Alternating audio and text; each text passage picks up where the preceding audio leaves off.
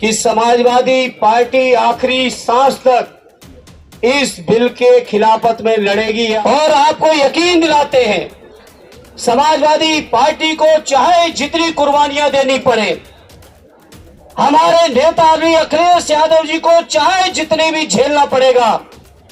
लेकिन इस बिल को हम लोग अपना बस रहते कभी पास नहीं होने देंगे। सरकार को पता है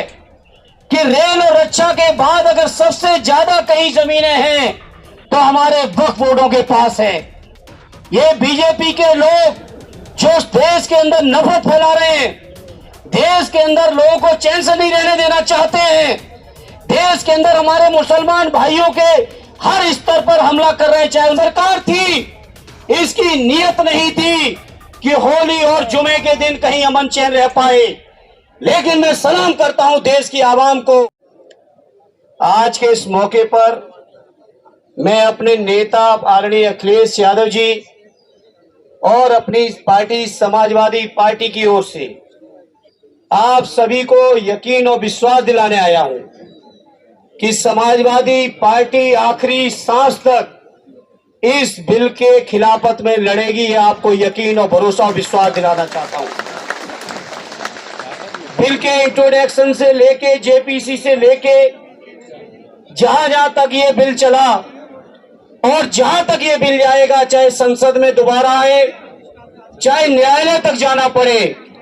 हर स्तर पर समाजवादी पार्टी आपके हर फैसले के साथ मजबूती से खड़ी है साथियों।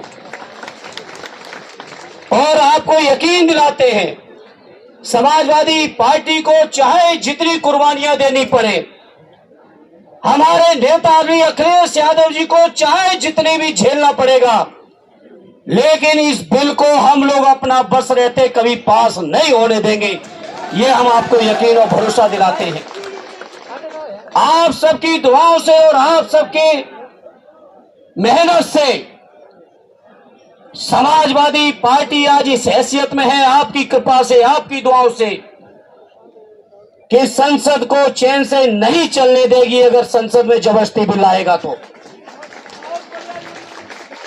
ये सरकार की नीयत से आप सब वाकिफ हो। ये सरकार किसी भी तरह से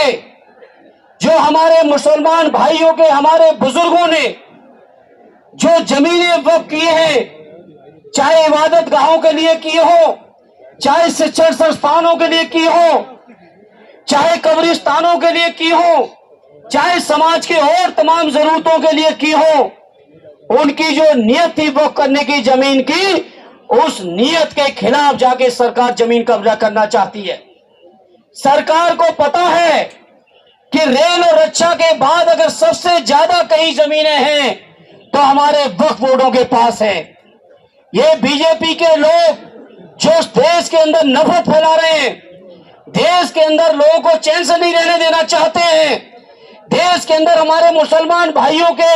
हर स्तर पर हमला कर रहे हैं, चाहे उनके शिक्षण संस्थान हो, चाहे उनका रोजगार हो, व्यापार हो। अब तो हद हो गई जब उनके द्वारा वक्फ की हुई जमीनों पर भी इनकी नीयत है। तो मैं आदरणीय अखिलेश यादव जी की ओर से, समाजवादियों की ओर से आप सबको यकीन दिलाता हूं, हर स्तर का संघर्ष करेंगे, इस बिल को वापस करा के छोड़ेंगे। यह मैं आप सभी को यकीन और विश्वास दिलाना चाहता हूं।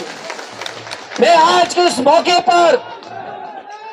मैं सलूट करता हूं देश की आवाम को। हमारे उत्तर प्रदेश की जो सरकार थी, देश की जो सरकार थी, इसकी नीयत नहीं थी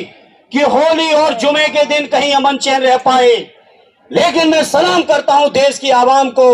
कि लोगों ने जो भाईचारा, जो मोहब्बत, जो आपस में एकता प्यार दिखाया है, उससे सरकार की नीयत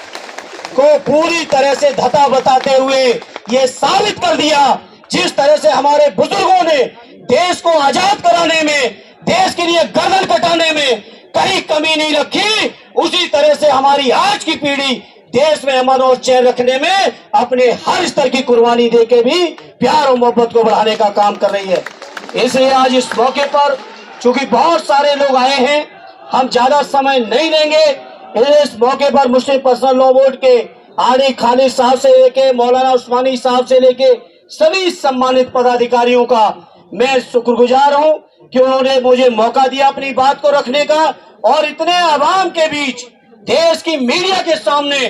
एक बार फिर आदरणीय अखिलेश यादव जी की ओर से आपको यकीन दिलाते हुए, चाहे जितनी कुर्बानी देनी पड़ेगी, चाहे जितना संघर्ष करना पड़ेगा, चाहे जितनी लड़ाई लड़नी पड़ेगी, लेकिन उसको लड़ते हुए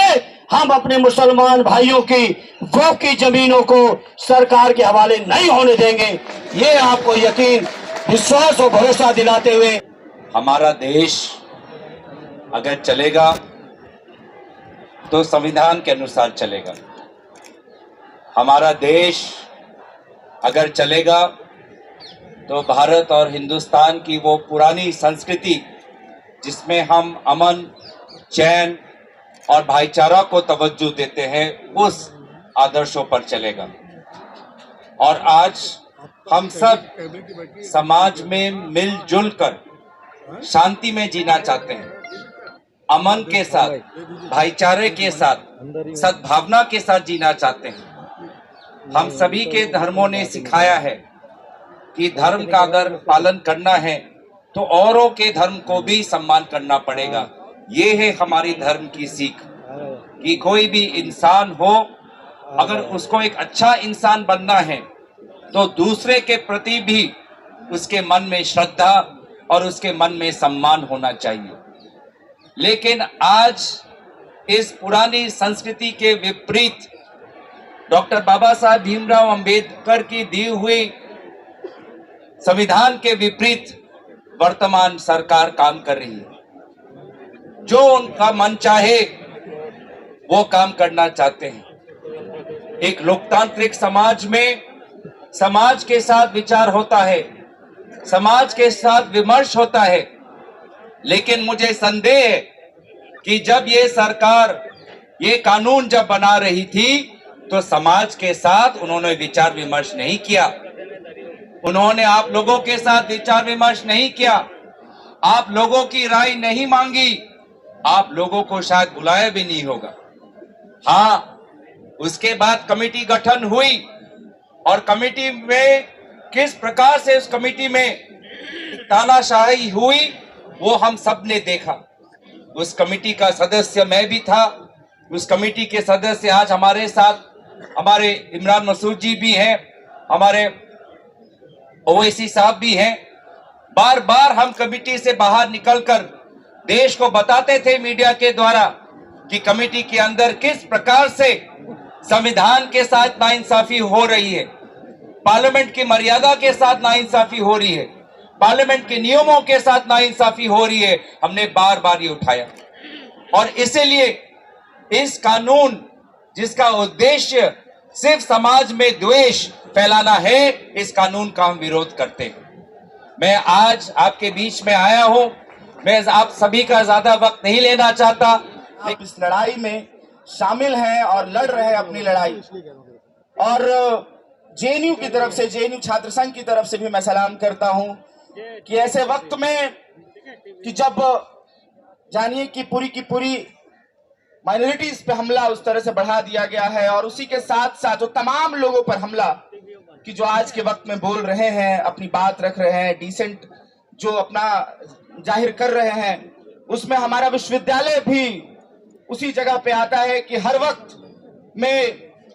जो तानाशाह है, जो सरकार है, उसके सामने झुकने के लिए तैयार नहीं होता है। और जो सवाल है हमारे बीच में कि अमेंडमेंट बिल का, और इसके लिए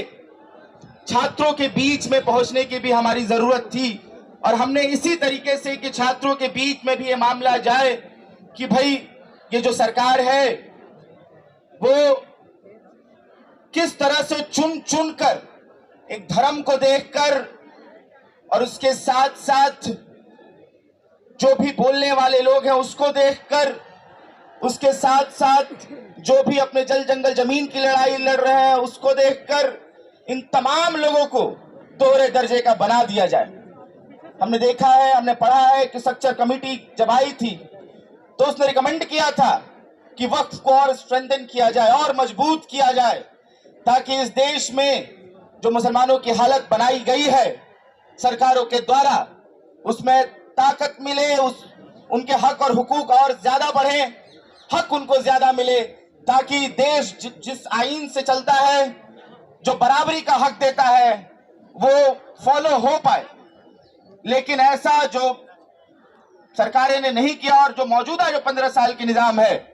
उसने पूरी तरह से कोशिश की कि किस तरीके से हम तुम पर हमला करें, किस तरीके से हम तुमको खत्म करें, किस तरीके से हम तुमको मारें, ताकि इस देश में एक बहुसंख्यक जो राजनीति है वो मौजूद रह सके और उनकी सत्ता, उनका निजाम चलते रह सके। लेकिन आज जरूरी है कि एकताबद्ध होकर, चाहे छात्र हो, चाहे नौजवान हो, चाहे देश के मुसलमान हो, चाहे आदिवासी हो, चाहे दलित हो, जो भी अपने हक की बात कर रहे हैं, उनको एक साथ साना दर साना मिलाकर चलना पड़ेगा, कंधे से कंधा मिलाकर चलना पड़ेगा, हाथ में हाथ डालकर चलना पड़ेगा। ये हमारी जरूरत है। आज कई संख्या में लोग आए हैं और मुझे लगता है कि हिंदुस्तान के हर जिले में, हर राज्य में इस अमेंडमेंट बिल के खिलाफ एक आंदोलन पुरजोर होना चाहिए। मुनव्वर राणा लिखते हैं कि एक आंसू भी हुकूमत के लिए खतरा है, तुमने देखा नहीं है आंखों का समंदर होना, अभी बाकी है समंदर होना, अभी लड़ना हमें बाकी है और अभी हमें रुकना नहीं है, ताकि ऐसी सरकार को बता सके कि हम एक हैं और संविधान को हाथों में रखकर हम संविधान के लिए लड़ने वाले लोग हैं। खबरों में बने रहने के लिए फोरम 4 को सब्सक्राइब करें और नोटिफिकेशन पाने के लिए बेल आइकन दबाएं।